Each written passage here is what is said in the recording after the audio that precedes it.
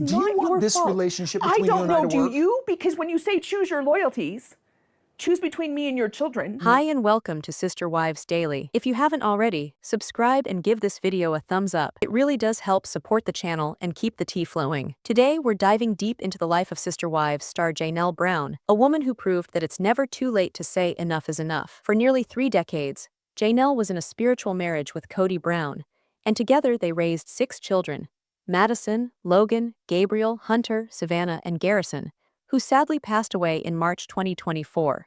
Since their breakup, announced in 2022, Janelle took a drastic step. She left Flagstaff, Arizona, behind and began anew in Chalkwinity, North Carolina. But even as her physical relocation indicated a new beginning, there remains one question. Has Janelle really received a spiritual divorce from Kody Brown? Let's break down what actually transpired. On season 19 of Sister Wives, Janelle revealed the still existing spiritual connection with Cody. Even though their union dissolved, she confessed she hadn't officially broken all those ties. On an April 27, 2025 episode, she had a sit-down with her ex-sister wife, Mary Brown, and they both looked back on their individual experiences. When asked why she never sought a spiritual divorce, such as Mary had, Janelle admitted that it had just never occurred to her. When Mary had one, I was like, huh, she said, and added, I'm really not a part of that church anymore. It just didn't occur to me. Their discussion happened on the family's one-time promising land at Coyote Pass. Mary clarified that although she and Cody had already divorced legally and were not acting like a couple, she still wanted to formalize the spiritual split. To her, that action was all about closing the book completely and respecting her beliefs. I didn't want to upset God, she said to Janelle, so I still believe the spiritual side of it is true. But how do Janelle and Cody stand legally? Here's where things get interesting. Even though Janelle and Cody were spiritually married between 1993 and 2022, they were never legally wed. Cody had previously stated that Janelle lived like a single woman for most of their marriage. We behaved like we weren't even dating, he explained during an open discussion on Sister Wives. I don't know why that was acceptable all those years, but it isn't anymore. They broke up was announced on the season 17 one-on-one special and later confirmed in December 2022 by Us Weekly. However, because their marriage was spiritual but not official, there was no bitter court fight or expensive divorce to resolve. Here's how it unfolded. After divorcing Mary's brother, Janelle became Cody's second spiritual wife in December 1993 in a ceremony at the Salt Lake City LDS Temple. At the time, Cody was still legally married to Mary. Over the years, only 2 of Cody's relationships, with Mary and later Robin, were recognized by the courts. Cody and Robin formally married in 2014 so that he could adopt her 3 children, Aurora, Brianna, and Dayton. But for Janelle and Christine, things were simpler, at least on paper. Christine, for instance, broke off neatly and did not require any kind of spiritual closure. In an impassioned confession, Christine explained, I didn't get a spiritual divorce because I do believe in God, and I knew that he was okay with me leaving. That conversation with him was enough. I was in a different place spiritually. And so, whereas the land at Coyote Pass used to represent a dream shared by Cody with his 4 wives, Janelle, Mary, Christine, and Robin, the spiritual and emotional bond between them is now deconstructing, each in their own manner. The vision of the Brown family for Coyote Pass was once the center of their shared dream, a future founded on love, land, and unity. This big, sometimes untraditional family based much of its hope on cultivating that land as a communal retreat. But dreams, even the most elaborate ones, can shatter, and that is precisely what occurred. The vision over time unraveled. The land remained idle. And now, that one-time hallowed promise of a family home in the Arizona desert has been officially put to rest. The Sister Wives stars have made a clear decision. They're selling Coyote Pass and they're moving on with individual futures. So what can we tell about the sale? The Sun reported the Coyote Pass property was split into 4 parcels, between 2 and 4.5 acres each. Bought in 2018 for $820,000, the land was the Browns' largest collective investment, financially and emotionally.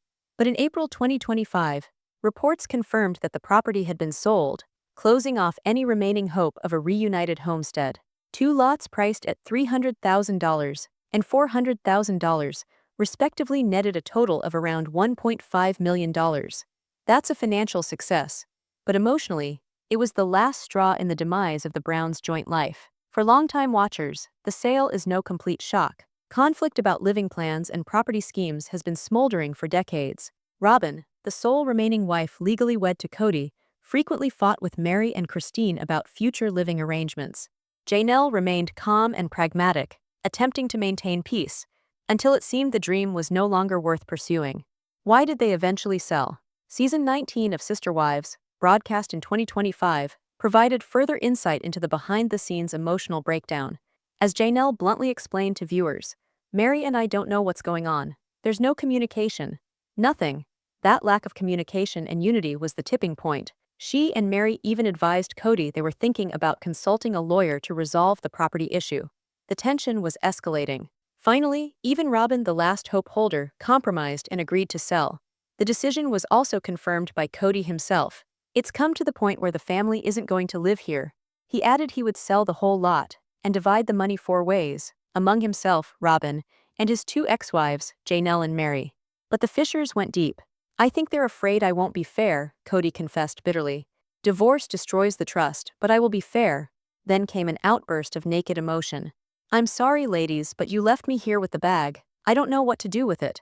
And now that you've all abandoned me, all you want is the money."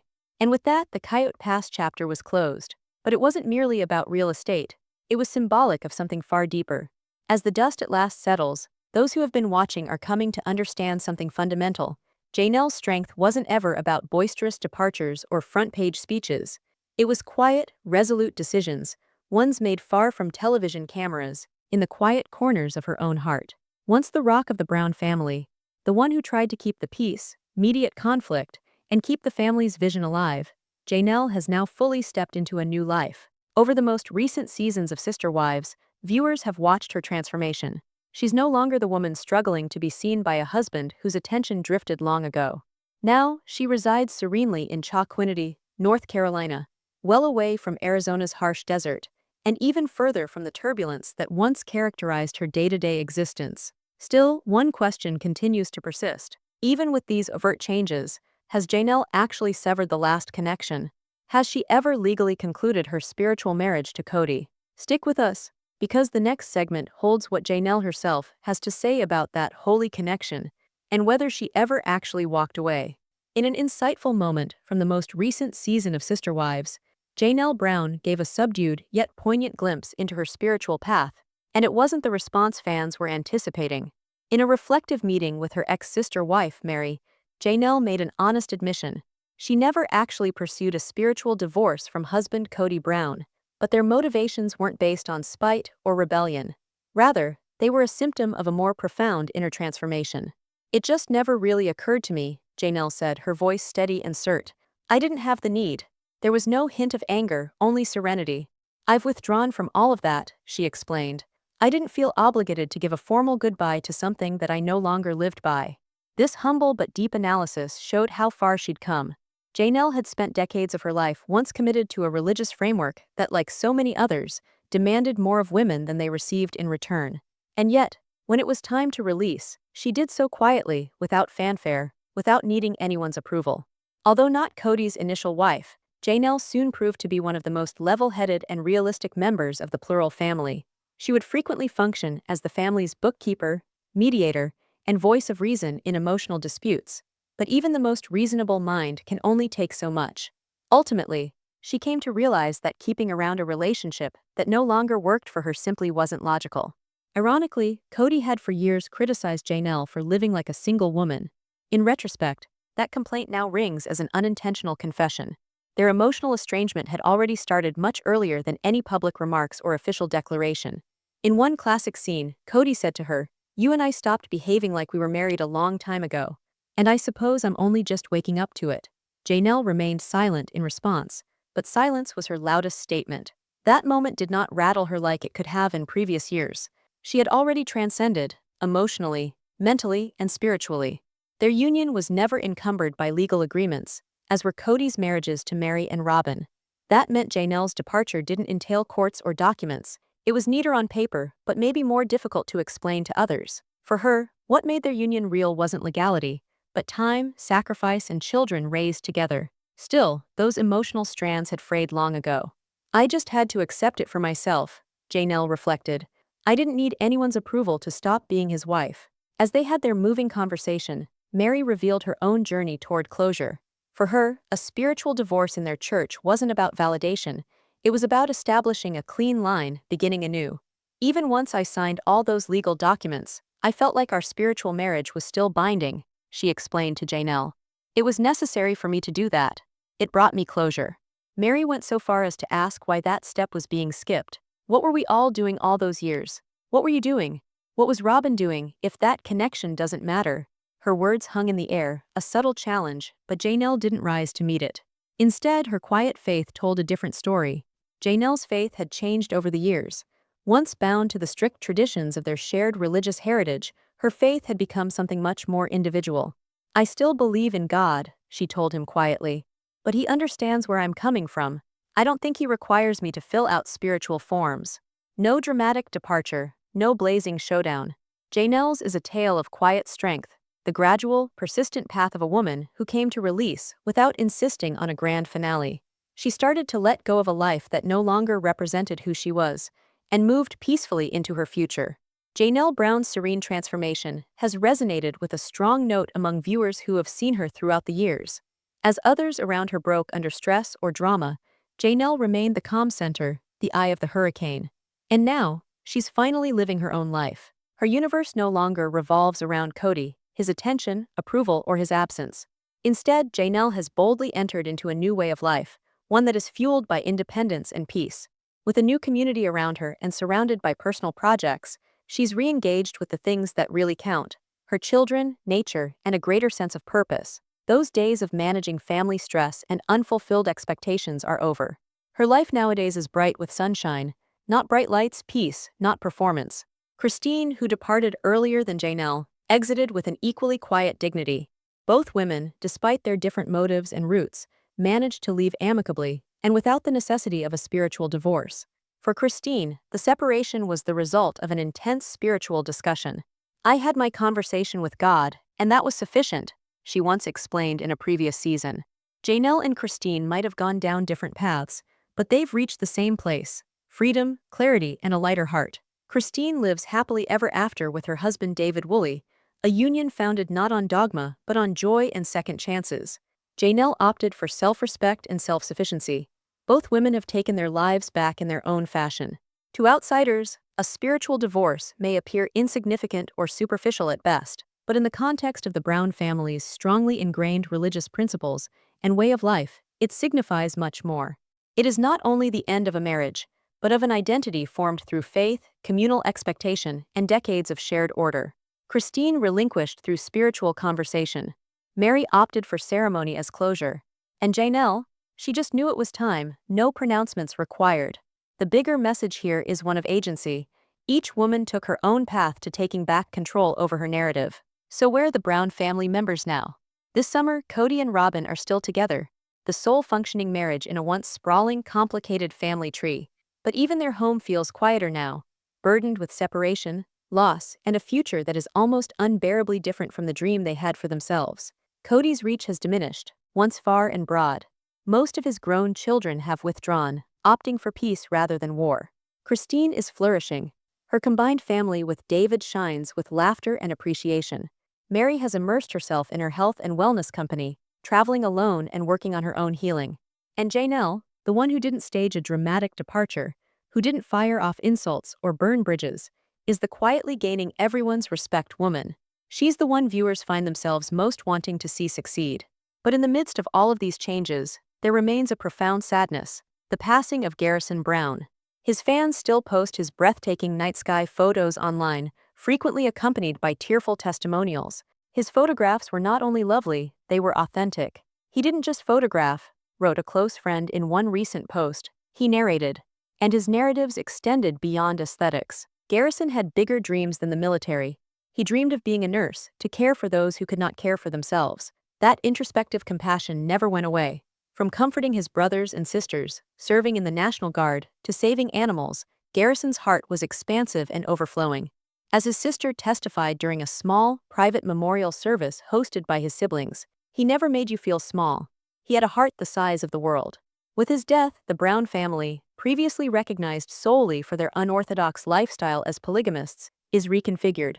Sorrow has reordered priorities. Distance, previously a product of contention, now seems an active response to hurt. Some question whether they will ever really reunite. Because whereas marriages have ended and religious ties have worn away, love still exists. And so does loss, a force so strong it can tear apart or unite, depending on how the next book is written. But as it often does, grief created unexpected unity. Years of tension, conflicting beliefs, and broken relationships could not tear the Brown family apart in their shared heartache.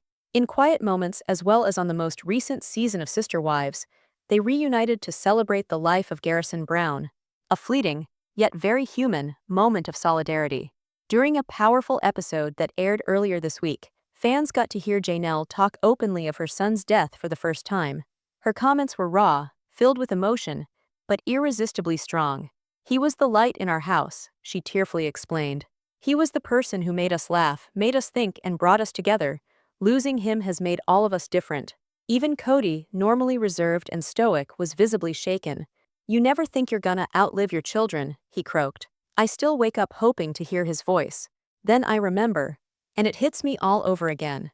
In a video testimonial played during the episode, even more family members, including siblings who had stepped back from the limelight, came back to relive their memories. They laughed and wept about inside humor, old rituals, and Garrison's irrepressible zest for life. His presence, they testified, brightened up everything. But celebrating Garrison doesn't end with words. Janelle revealed that the family is now working closely with the National Guard and a mental health organization to launch a support initiative in Garrison's name. "We want his name to have meaning beyond the tragedy," she explained. "He always wanted to make a difference. We'll make sure he still does." The project, provisionally named the Garrison Brown Project, will help young veterans acclimate to civilian life. Support will be offered in the form of peer counseling, wellness initiatives, and scholarships for students going into healthcare careers, as Garrison had hoped. It's a means of converting grief into service and preserving his caring spirit. As season 19 goes on, the emotional impact of Garrison's passing cannot be denied.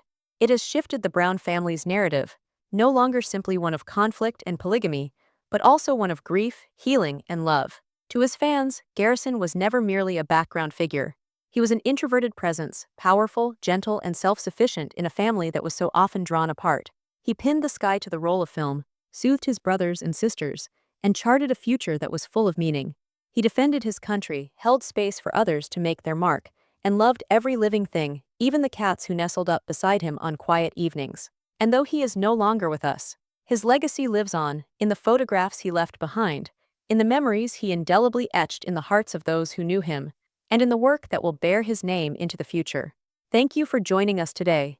Don't forget to subscribe for more information and touching stories from Sister Wives. We'll catch you in a little while.